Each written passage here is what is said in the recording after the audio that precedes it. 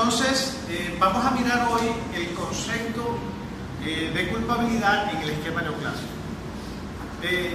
Recuerden ustedes que el concepto de culpabilidad en el esquema clásico, que es totalmente causalista, absolutamente causalista, la culpabilidad se agota en el dolo y en la culpa.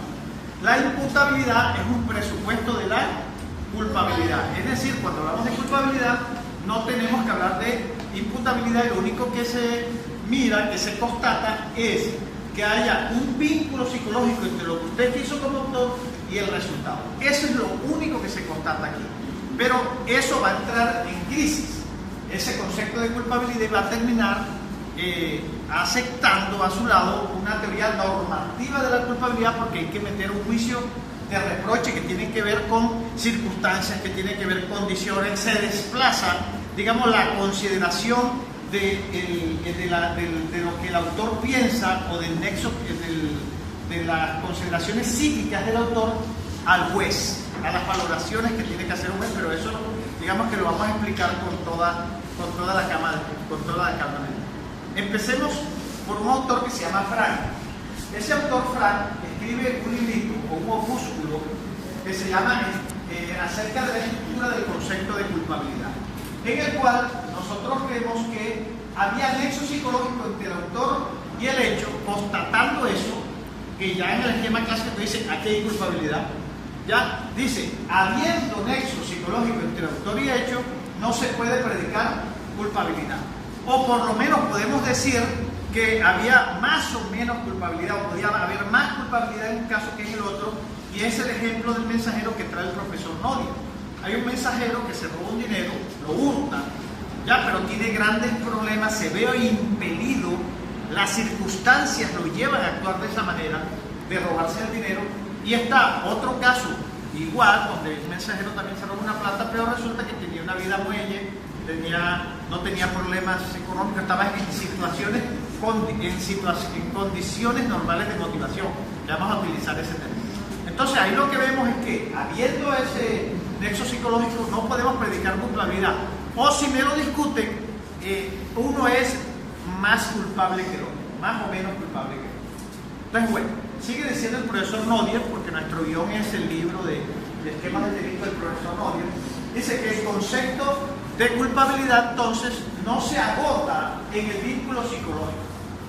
No es un fenómeno psicológico en la cabeza del autor, ¿ya? No es un fenómeno psicológico en la cabeza del autor, sino el resultado de una valoración que hace él. Mira ese desplazamiento que hay.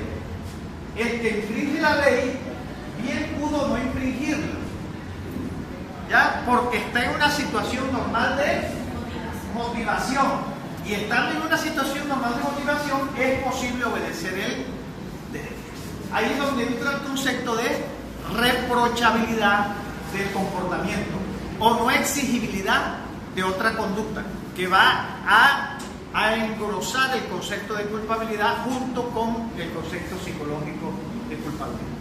Como pueden ver, en el clásico se constata si hay dolo, y el dolo se considera como una forma de culpabilidad, con lo cual la culpabilidad se agota en el dolo. Mientras en el esquema neoclásico, fíjense que se miran situaciones y circunstancias donde usted bien se pudo abstener de esa conducta, de obrar de esa manera, usted pudo actuar de otra manera, por eso es que se llama no exigibilidad de otra conducta. Se mira el porqué más que lo psíquico. En el esquema clásico se mira lo psíquico, aquí miran el porqué. Además de que miran lo psíquico, porque siguen mirando, se mira el porqué.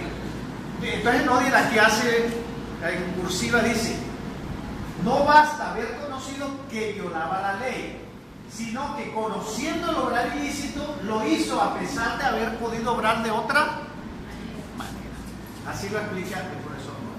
Entonces aquí vienen otros casos que explica, por ejemplo, la tabla de Carneade. Estamos los dos en la misma tabla y no podemos permanecer los dos porque vamos a morir los dos si uno mata al otro. Hay nexo psicológico, pero no existe culpabilidad. El caso del mignote y el caso de la medusa. Ya uno se comen al más débil para poder sobrevivir.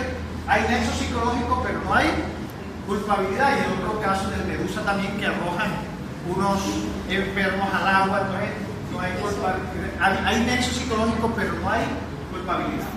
El caso de la culpa inconsciente, donde no prevé con diligencia y cuidado lo que ha podido prever. La culpa consciente se conoce como ¿la qué? ¿Qué es la culpa consciente? La imprevisión de lo previsible. Es decir, usted no prevé lo que ha debido prever. Entonces, el caso de usted que va pensando en lo que la novia le hace y lo que va a hacer con la novia y lo que la novia le va a hacer, y atropella a la viejita. Como se puede ver, en el caso de la culpa inconsciente no hay nexo psicológico, pero sin embargo se predica que hay culpabilidad. No hay nexo, pero sí culpabilidad.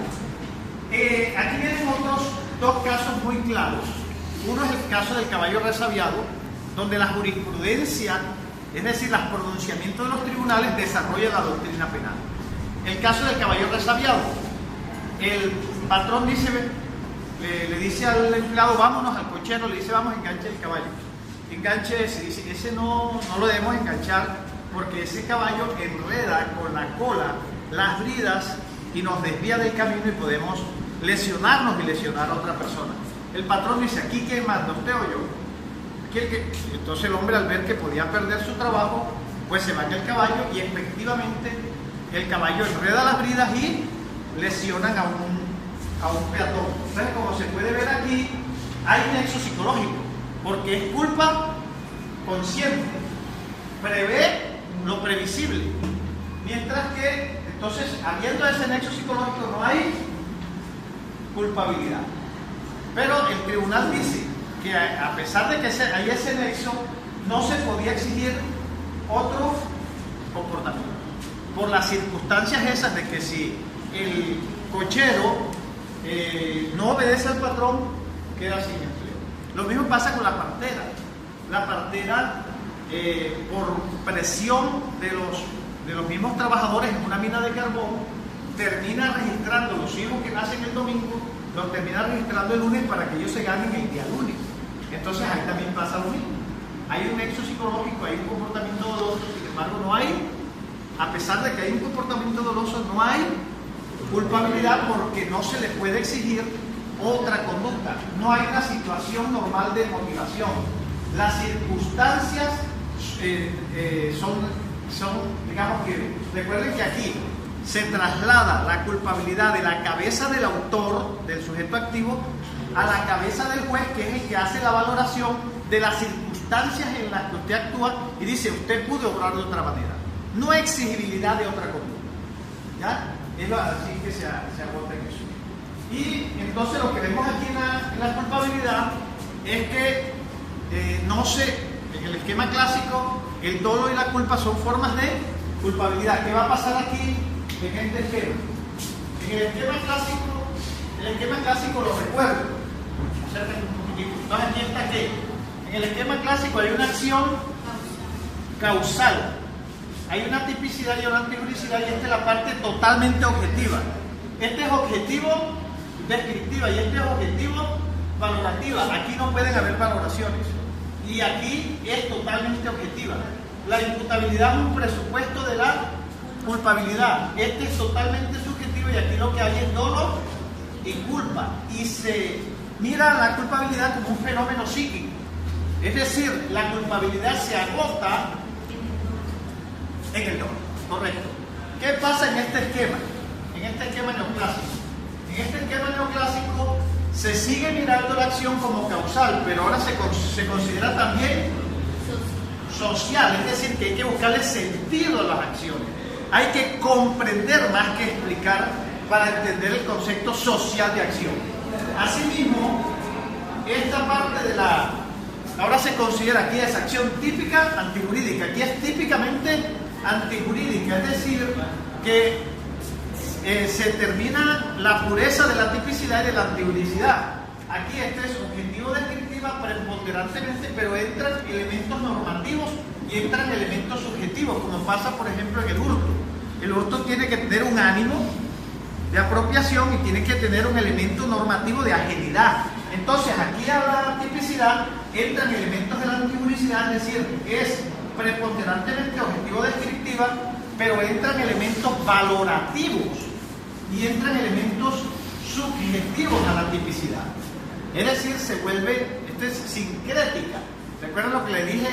Que no es bueno, es sincrética, tiene elementos de las dos partes.